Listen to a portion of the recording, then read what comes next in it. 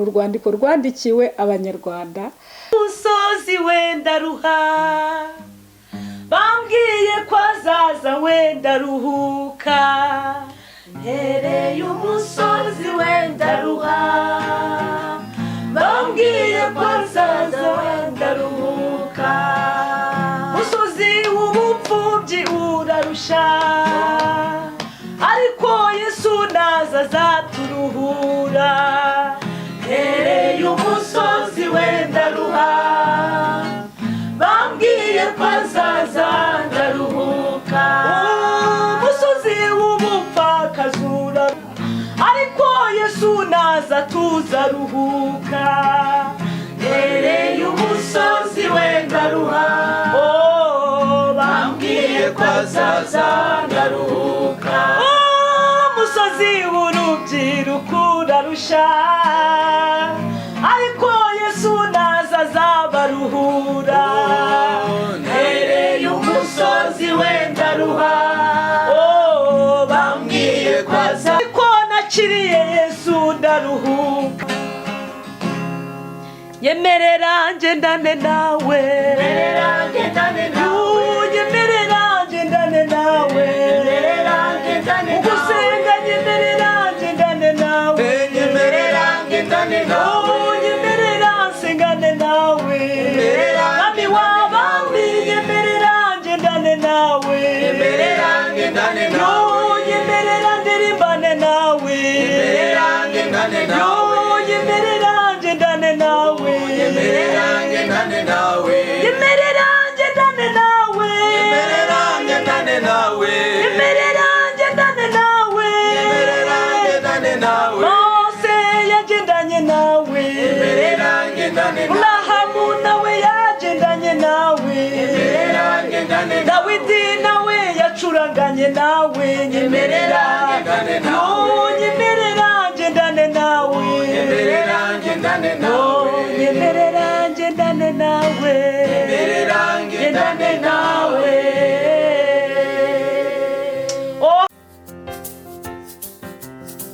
Arabohora TV, Arabohora TV, ishakiro ry'ubutumwa bwiza, umusemburo w'agakiza. Arabohora TV.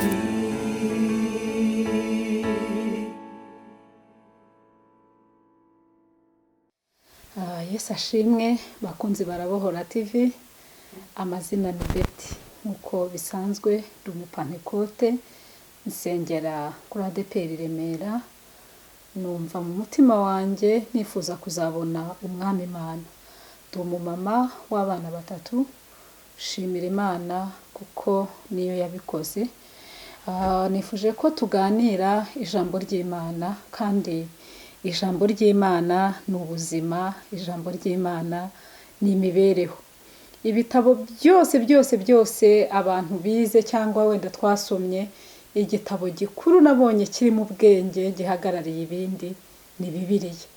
Bibiliya irimo uburyo umuntu yakwihana, Bibiliya irimo ukuntu umuntu yabana n'abantu, Bibiliya irimo ubutunzi, ukuntu umuntu yashaka ubutunzi, Bibiliya irimo ukuntu umukozi yakwitwara, irimo ukuntu umukoresha yakwitwara. Mu by'ukuri Bibiliya ni igitabo cyiza cyane, ndakigukundishije. Ujye ukunda gusoma Bibiliya, ni ingenzi. Nifuje rero ko tuganira ijambo riri mu rwandiko rwa mbere rwandikiwe Abakorinto, ibice 16 umurongo waho wa 13. Ngiye gusoma rino jambo, nibuka umumama umwe yavuze ngo yaba wavugaga ngo urwandiko rwandikiwe abanyarwanda.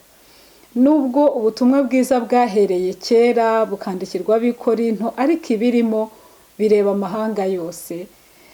Ntago umuntu yahinduriye inyandiko yanditswe kera ngo avuge ngo ni urwandiko rwandikiwe abanyarwanda, ahubwo rwandikiwe abatuye isi yose, gusa nuko rwandikiwe i Korinto.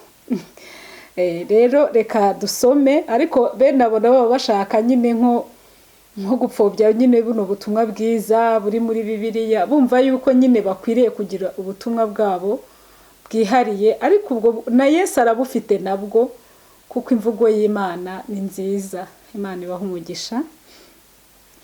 Reka dusome ni ibice 16 Abakorinto ba mbere umurongo waho wa 13 handitse ngo mube maso mukomerere mu byo mwizeye, mube abagabo nyabagabo, mwikomeze, ibyo mukora byose mubikorane urukundo.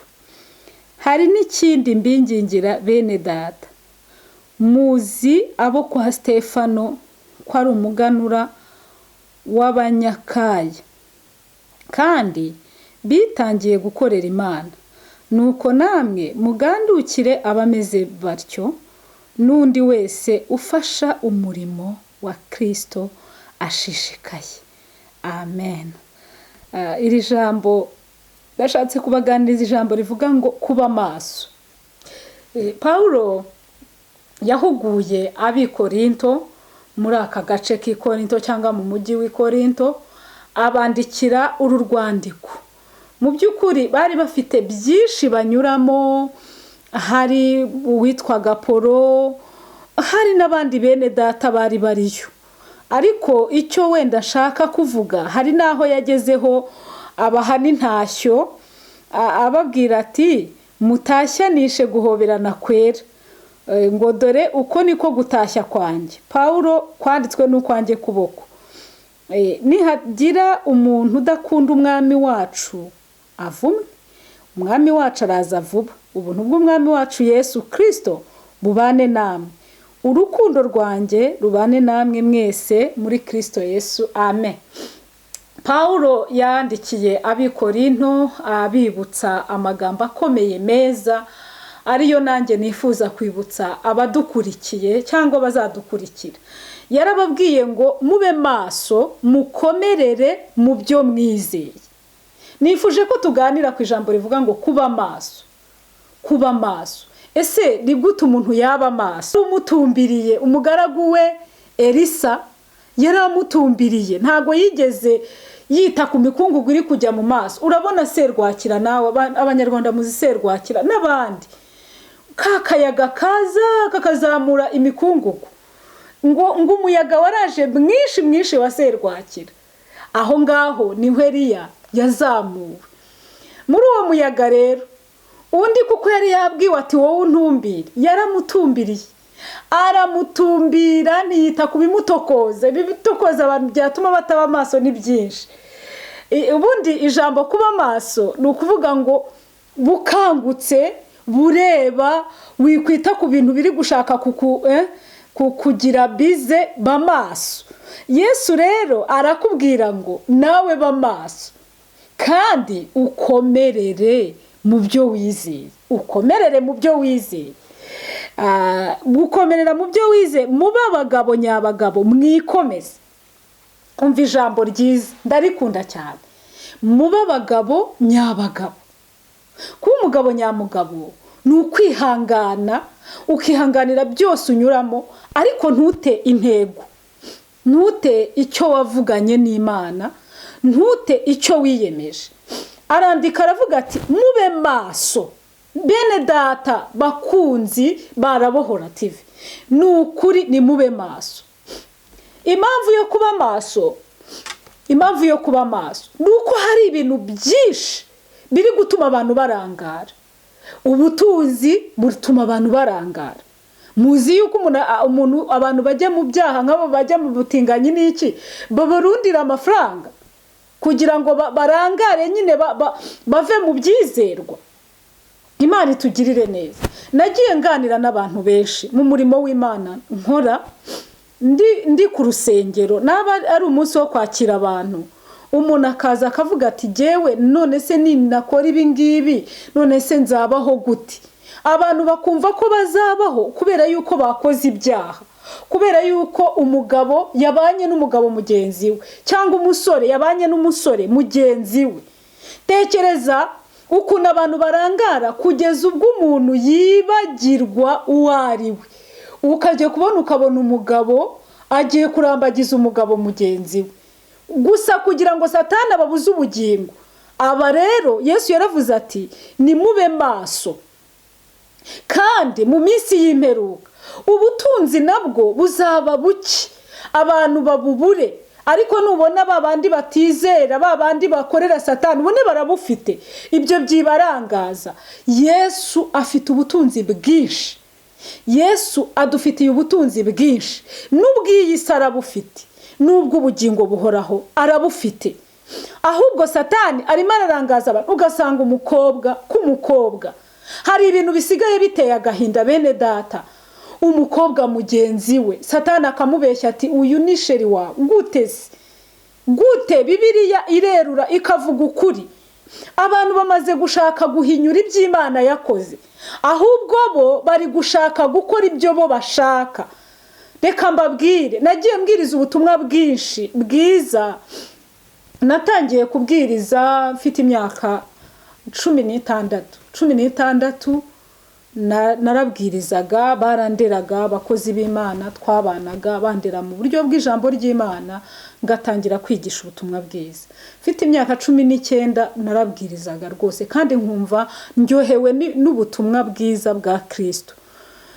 Kuva icyo gihe ntago nigeze subira inyuma ngo mve mu byizerwa, mve mu ijambo ry'Imana. Ndabishimira Imana. Asuko ibyo ashakaga kunkuramo bitari bihari. Nk'umukobwa wese aca mu bigeragezo, aca mu bikomeye, kugera n'igihe umuntu abereye n'umudamu nabwo ari igihe uhura n'ibikomeye uri umukobwa, ukabona wenda ibigeragezo, ukibwira uti yenda nimara gushaka ntago nzahura n'ibigeragezo. Naho biraza, amashuri arakomeza. Ariko nubwo naho amashuri akomeza, reka mbabwire, ndashimira Kristo utajya uturekura ngo turohame. Iri jambo aravuga ngo mube maso, mukomerere mu byo mwizeye. Reka mfate umwanya nshimira Imana igikomereza abantu mu byo bizeye. Atari ubuntu bw'Imana budukomeje, atari imbaraga z'Imana zidukomeje, ntabwo twabishobora, ntabwo twabibasha, biragoye. Ariko ijambo rye rivuga ngo kuko umutwaro wanjye utaremereye, kuko kunkorera kutaruhije.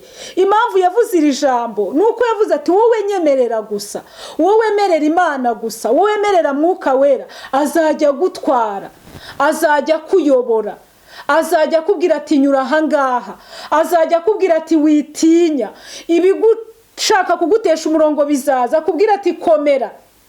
Mu by'ukuri rero iri jambo rivuga ngo mube maso, byarangeze biramfasha, ndabikunda kugira ngo ndibakundishe. Ni mube maso. Ibirangaza abantu n'abadamu birahari, birangaza abadamu. Ariko mu by'ukuri hari n'ibintu ngiye numva, abanyumva wenda mumbabarire, ntimugire ngo wenda mvuze ukudakwiriye. Ukumva ngo umugore yagiye gusambana, mu by'ukuri yaciye umugabo inyuma, yagiye mu byaha, avuye mu rugo agiye mu byaha. Akenshi abenshi bagenda abavuga ati n'umugabo arabikora. Nagiye numva ubuhamya akamwitura nawe gukora ibyaha. Umugenzi we agiye mu byaha, agiye mu bizira, mugenzi we nawe aramukurikiye ngo aramuhima. Urahima ubugingo bwawe, wararangaye. Bibiliya iravuga ngo bamaso nshuti y'Imana. Uri mu idini iryo ari ryo ryose, jye ntago mpagaze ku madini, mpagaze ku cy'Imana ivugana nanjye, icy'Imana ikuntumyeho. Ugasanga abagabo nabo barasambana, baraca abagore inyuma, kandi bakabifata nk'ibisanzwe. Naratangaye. Hari ahantu hamwe nigeze ngera, sanga umukozi w'Imana nawe ngo yataye umugore w'isezerano, ajya gusezerana n'undi. Unyumvire na ubwo burangaza. Ubwo murumva aho abantu bageze, Satani yamaze kubahuma amaso y'umwuka. Ibyo bintu ni ibizira, ibyo bintu ntago byigeze kubaho mu by'ukuri. We ntago ureba ko Satani yaguhumye amaso. Imana iguhumure mu izina rya Yesu. Imana iguha imbaraga. Mu by'ukuri usibye no kuba ari n'icyaha, nta n'ubumuntu buba burimo. Urasanga abantu barimo bahemukirana, amakimbirane mu ngo, ugasanga abantu ntibavuga. Ibyo byose nta kindi kibitera, nuko urangara, nuko utaba amaso, nuko utizera umwami, nuko kudakizwa. Ariko se umuntu akananirwa no kwizera Yesu akabura n'ubumuntu mu by'ukuri? usigaye ubona ibintu bigeze ku rundi rwego. Noneho nigeze numva ibintu rero bibahanga bisigaye biba ku ikoranabuhanga biratangaje, ugasanga ngo hari n'abandi biyemeje noneho gukora ibyaha, ngo bakagenda noneho bashaka abagore batanyuzwe mu ngo nabo bakabafasha, ngo ubwo barimo barabafasha. Uramufasha kujya ikuzimu, Imana ibakureyo mu izina rya Yesu. Ikibazo iyo umuntu yeruye ubutumwa bwiza nk'ubakabuvuga, harimo abantu baba batabyumva cyangwa avuga atari kure ahangaye ate kubivuga. Reka tubivuge. Bibiliya iravuga yeruye ngo mube maso. Warizeraga, warasengaga. Iyo utezutse mu gusenga, Satani aguteza byinshi birenze ibyo wakoraga. Imana idutabare. Abandi bakavukira mu miryango irimo amakimbirane, irimo ibibazo. Ugasanga abana barihebye, barwaye depression, bagiye mu biyobyabwenge. Abandi bafashe ubuzima bwabo babuhereza Satani. Ariko biravuga ngo bene data mu bitambo bizima byera bishimwa n'Imana, niko gukorera Imana kwanyu gukwiriye. Hano rero Paulo arahugura abantu bizeye by'ukuri bakurikiye Yesu, ariko bakaba bari kubona ibishaka kubatesha iyi ntego. Arababwiye ngo mube maso, mukomerere mu byo mwizeye, mube abagabo nyabagabo, mwikomeze. Amena. Umwami Yesu ari bugufi. Wicogora, Yesu ageze ku irembo. Erega Satani we nta kindi ashaka, nuko kurimbuza, nuko gucisha ahangaho ugasa nurangaye gatoya, n'urupfu rukaza ukabura rimbutse. Njya nibaza abantu benshi bagenda bapfa mu by'ukuri bakoze accident, ese buriya harimo abapfa bavuye mu kabari basinze. Mana we, njya avuga ariko Mana, ubugingo bwabo buri birakwiriye ko umuntu aba maso, yajya no gufata urugendo akagenda asenze. Waba uri no mu muhanda naho hari biturangaza byinshi, ukagenda wirinda. Ushobora no kubona umuntu wambaye nabi nabyo bikagucumuza, ariko se nkabura koko nkuriya kukiyambaye. Ibyo birakurebaho iki? Byihorere. Isi irarabije, ntabwo ugomba gusarura indabo z'isi, ahubwo sarura icyo Umwami Yesu akubwira. Hano rero aravuga ngo hari n'ikindi mbingingira bene data. Yabwiraga abo kwa Stefano ngo namwe mugandukire abameze gutyo. Mu by'ukuri aya magambo Paulo yayandikiraga abikorinto, abahugura, ababwira uburyo ki bakwiriye kuba maso, ababwira buryo ki amaraso ya Yesu ahagije kugira ngo babe abo bakwiriye kubabo. Rwose nanjye ndongera mbakangurire bene data gukunda rino jambo. Rwose ni umurongo umwe ndetse riravuze ngo ni ibice 16 abakorino ba mbere 13 na 14. Mube maso agatangara, mukomerere mu byo mwizeye, muba abagabo nyabagabo, mwikomeze. Imana iduhane umugisha. Aya magambo n'ay'ubwenge umwuka wera ayagusobanurire. Ibyo abantu bita iterambere, ubona iterambere riza ariko abantu bakanatera imbere mu byaha. None se ubwo ibyo nabyo bimaze iki kuko? Yesu aratubwira ngo dutere imbere mu kwiga kumenya Imana, mu gukiranuka. Usanga hariho amayoberane menshi, hari abantu ngo buzura umwuka wera njya mbabona bakikuturagura hasi. Yewe ibintu byaragoranye muri iki gihe. Umwuka wera kubita abantu hasi, ugasanga umubyeyi yikubise hasi agaramye ngo ni umwuka wera. Mube maso. Ugasanga umugabo aragaragurika hariya mwakagira Imana ngo yuzuye umwuka wera. Erega hari mwene data wigishije aravuga ngo hari Yesu Yusto, ngo hari n'abari Yesu yari umupfumu ukomeye cyane, ngo hari na Yesu Kristo. Ntuzatangazwe nuko abantu bavuga Yesu, birashoboka ko bisa bidasa. Wenda aravuga Yesu Yusto. Imana imumugisha cyane Pasteur Celestine, ndabukunda cyane. Yigishije iri jambo numva ndarikunze, numva rirafashije cyane. Kandi nawe ukwiriye gusobanukirwa neza ijambo ry'Imana. Wowe ubundi ufite uwuhe Yesu? Hani giye nkubwira ngo ube maso, wenda ufite bari Yesu. Bari Yesu ngo yari umupfumu cyane ukomeye, yari umurozi. Hari abavuze ngo Yesu uvuga turamuzi, ngo na Paulo turamuzi, ngo wowe urinde. Ubwo nyine ni bari Yesu. Mana reka mbabwire ijambo ry'Imana ijambo ry'Imana dukwiye kurimenya by'ukuri. Sinzi Yesu ufite uwo ari we, sinzi Yesu wizeye uwo ari we, ariko njyewe murambabarira nzi ko ikintu gikubitagura abantu hasi ari imyuka mibi pe. Ntago njya mu by'amadini nawe mpinga, ariko dukwiye no kumenya ijambo ry'Imana by'ukuri. Ibintu bikubitagura abantu hasi, bakarashya imigeri, bakabimba ifuri, ibyo twe tubizi ku bantu barwaye igicuri. None nigeze njya mu itorero icyo gihe nigaga Uganda, none ndavuga nise barako bikubise hasi ngo yuzuye umwuka wera ntimwizina rya Yesu. Narasohotse ndahunga pe, ndahunga ndavuga ni Yesu kubita abantu hasi bakagaragurika, yagukubise hasi mu mutima kwishyira hejuru bikavaho, akareka kugaragarira mu kugutimbura imbere y'abantu imbaga nyamwinshi.